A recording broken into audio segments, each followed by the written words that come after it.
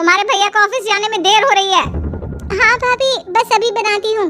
करिश्मा, तुम ये ढीलापन छोड़ दो। कल को पराये घर जाना है। वहाँ अगर तुम इस तरह से काम करोगी तो लोग क्या कहेंगे कि माँ ने और भाभी ने कुछ सिखाया नहीं। और तुम्हारी दोनों बहनें कहाँ हैं? अब रेशमा मार्केट गई है और मनीषा सो रही है। क्या? सुबह के 8 बज रहे हैं और ये महारानी अभी भी सो रही है? ये कहते हुए सविता अपनी सास दुर्गा देवी के पास जाती है। माँ जी, देख रही हो अपनी बेटियों के तौर तरीके? क्या हुआ बहू, सुबह सुबह क्या कर दिया मेरी बेटियों ने? अरे एक तो अभी अभी उठकर किचन में गई है, दूसरी सुबह सुबह बाहर चली गई और तीसरी अभी तक सो रही है। क्या करूं मैं इन तीनों का, मैं तो परेशान हो गई हूँ। जा जाकर उठा उसे और रेशमा से मैं बात करती हूँ। सविता सीधा मनीषा के कमरे में जाती है और उससे कहती है, महारानी जल्दी उठो, सूरज सर पर आ गया है। भाभी थोड़ी देर और सोने दो ना, मैं रात को लेट सोई थी। वो क्या ना, यूनिट टेस्ट चल रहे हैं। शराफत से उठती है या नहीं, या फिर पानी की भरी बाल्टी डालूं तेरे ऊपर? नहीं भाभी, मुझे बिस्तर में नहीं नहाना, उठती हूँ मैं। मनीषा जल्दी से उठकर बाथरूम में चली जाती है। सभी आराम से बैठकर नाश्ता कर रहे होते कि तभी रेशमा बाजार से हाथ में सामान लिए आ जाती है। रेशमा को देखते ही सविता उस पर बरस पड़ती है। लो, आ गई महारानी। ऐसा भी क्या सामान लाना था जो सुबह आंख मलते ही बाजार की तरफ रवाना हो गई? भाभी, कल आप ही तो चीख रही थी कि घर का सारा सामान मुझे ही लाना पड़ता है, घर में किसी को भी किसी काम से कोई लेना देना नहीं है। अब मैं बाजार जाकर सामान ले आई तो आपको इस बात से भी तकलीफ हो रही है? देख रही हो माँ जी, अपनी बेटी की जुबान कैंची से भी तेज चलती है। और मयंक, आप तो कुछ कहेंगे नहीं अपनी लाडली बहन को। रेशमा, अपनी भाभी से ऐसे बात नहीं करते। चलो माफी मांगो। भैया, मैं क्यों माफी मांगू? आप भाभी से बोलिए ना कि हम पर कम हुक्म चलाया करें। हम इस घर की बेटियां हैं और आपकी पत्नी की ननद है, नौकरानी नहीं। लो कर लो बात। इनकी भलाई के लिए कुछ भी बोलो तो इन्हें बुरा लग जाता है। इस घर में यही इज्जत है मेरी। देख लो माँ जी, आपकी बेटी किस लहजे में मुझसे बात कर रही है। सविता वहाँ से चली जाती है। मयंक को बहुत गुस्सा आता है, वो भी वहाँ से चला जाता है। फिर करिश्मा रेशमा को समझाती है, रेशमा, तुम्हें भाभी से माफी मांग लेनी चाहिए थी ना। लेकिन दीदी, मैंने कुछ किया ही नहीं, तो मैं माफी क्यों मांगू? हाँ करिश्मा दीदी, रेशमा दीदी जैसे ही घर में आई भाभी ही उन पर चिल्ला रही थी। हाँ, मैं मानती हूँ कि गलती भाभी की थी। मैं तो इसलिए बोल रही हूँ कि भाभी ने माँ को तो पूरी तरह अपने वश में कर लिया है। वो हमारी बात सुनती ही नहीं। मयंक भैया हमारे लिए हमेशा खड़े रहते हैं, इसलिए उनकी बात का मान तो तुम्हें रखना चाहिए था ना। कोई फायदा नहीं दीदी, कुछ दिनों की बात और है, भाभी उन्हें भी हमारे खिलाफ भड़का देंगी। फिर वो भी माँ की तरह हमारी किसी बात का विश्वास नहीं करेंगे। इसी तरह सविता अपनी तीनों ननदों को किसी न किसी बात पर परेशान करती रहती थी। एक दिन मयंक अपनी तीनों बहनों के लिए गिफ्ट लाया।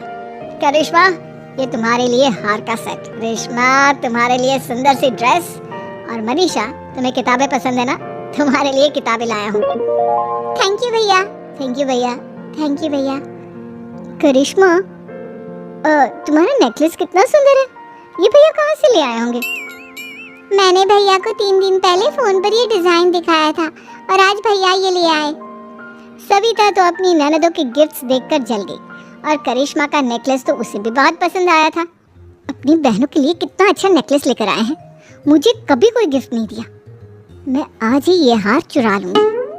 रात में सविता करिश्मा का हार चुरा लेती है और इसी तरह उसे अपनी ननदों की जो भी चीज़ अच्छी लगती वो उसे मांगती नहीं, बल्कि रात के अंधेरे में चुरा लेती। इसी तरह दिन बीतते गए और सविता ने मयंक के दिल में भी उसकी बहनों के लिए नफरत पैदा कर दी। एक दिन मयंक ने करिश्मा और रेशमा के लिए रिश्ता देखा और ये बात उसने घर में सबको बताई। माँ, करिश्मा और रेशमा के लिए बहुत अच्छा रिश्ता आया है, वो लोग कल इन्हें देखने आ रहे हैं। आप और सविता मिलकर सारी तैयारी कर लेना। ये सुनकर करिश्मा और रेशमा खुश हो जाती हैं, लेकिन सविता सोचती है, अगर इन दोनों बहनों की शादी हो गई तो घर और बाहर का काम कौन करेगा? मनीषा तो 1 नंबर की कामचोर है, उससे तो किसी बात की उम्मीद लगाना ही बेकार है। मुझे इस शादी को रोकना होगा। अगले दिन सभी लड़के वालों के स्वागत की तैयारी करने में लगे होते हैं। तभी मयंक अपनी बहनों से आकर कहता है, तैयार हो गई तुम दोनों? देखो, दोनों लड़के बहुत अच्छे हैं, मैं कोई कसर नहीं छोड़ना चाहता, इसलिए तुम उनके सामने अच्छे से बिहेव करना और अपनी भाभी से लड़ने मत लग जाना। करिश्मा, तुम वो नेकलेस पहन लो ना जो मैं तुम्हारे लिए लाया था। भैया, मैं बहुत देर से वो नेकलेस ढूंढ रही हूँ, लेकिन मुझे मिल ही नहीं रहा। क्या? तुमने नेकलेस खो दिया? तुम्हें पता भी है वो कितना महंगा था? तुम कोई काम ढंग से नहीं कर सकती। मयंक गुस्से में वहां से चला जाता है। थोड़ी देर बाद लड़के वाले भी आ जाते हैं। वो दोनों बहनों को पसंद कर लेते हैं और रिश्ता पक्का हो जाता है। लेकिन सविता के दिमाग में तो कुछ और ही खिचड़ी पक रही थी। वो पंडित जी के पास करिश्मा की कुंडली लेकर जाती है और उन्हें पैसे देकर करिश्मा की कुंडली बदलवा देती है। जब लड़के वालों के पास करिश्मा की कुंडली जाती है तो वो दुर्गा को फोन करते हैं। बहन जी, हमने करिश्मा की कुंडली अपने पंडित जी को दिखाई थी। आपकी बेटी की कुंडली नहीं बल्कि दोषों का पिटारा है। देखिए, मैं और मेरे पति इन सब बातों में बहुत विश्वास करते हैं, इसलिए हम आपकी बेटी से अपने बेटे की शादी नहीं करा सकते। इस तरह करिश्मा का रिश्ता टूट जाता है और सभी घर वालों को बहुत दुख होता है। अब कविता सोचती है, चलो करिश्मा का तो रिश्ता टूट गया, अब रेशमा का भी रिश्ता तोड़ना है। क्या करूं? अब सविता आवाज बदलकर किसी अननोन नंबर से रेशमा के होने वाले ससुराल में फोन करती है। हेलो, मैं कौन हूँ कौन नहीं ये आपके लिए जानना जरूरी नहीं, बस इतना सुन लो कि रेशमा का 2 साल से किसी के साथ अफेयर चल रहा है। बस रेशमा का रिश्ता तोड़वाने के लिए सविता का इतना कहना काफी था। अब रेशमा का भी रिश्ता टूट गया। मयंक और दुर्गा देवी ने रेशमा को खूब खरी खोटी सुनाई और उससे बार बार उस लड़के के बारे में पूछने लगे। आप दोनों मुझे क्यों परेशान कर रहे हो? अरे कोई लड़का होगा मेरी लाइफ में तो मैं बताऊंगी ना, जब कोई है ही नहीं तो कहाँ से लाऊं मैं कोई लड़का? तो तेरे होने वाले ससुराल वालों को फोन किसने किया था? माँ, मैं नहीं जानती किसने फोन किया था, मैं सच कह रही हूँ। मैं तो पहले ही कह रही थी इसकी लगाम खींच कर रखो, लेकिन मेरी सुनता ही कौन है। आप चुप रहिए भाभी, ये सब आपका ही किया धरा है। अब तीनों बहनों को विश्वास हो जाता है कि ये सब उनकी भाभी ही कर रही है। तीनों बहनें अपनी भाभी को सबक सिखाने के लिए एक वकील कर लेती है और घर में हिस्सा मांगा। देखो भैया, माँ बाप की जायदाद में जितना बेटों का हक होता है उतना ही बेटियों का, इसलिए इस घर के 4 हिस्से होंगे और हमें अपना हिस्सा चाहिए। मैंने तुम्हारे लिए क्या क्या नहीं किया और तुम इस घर में हिस्सा मांग रही हो?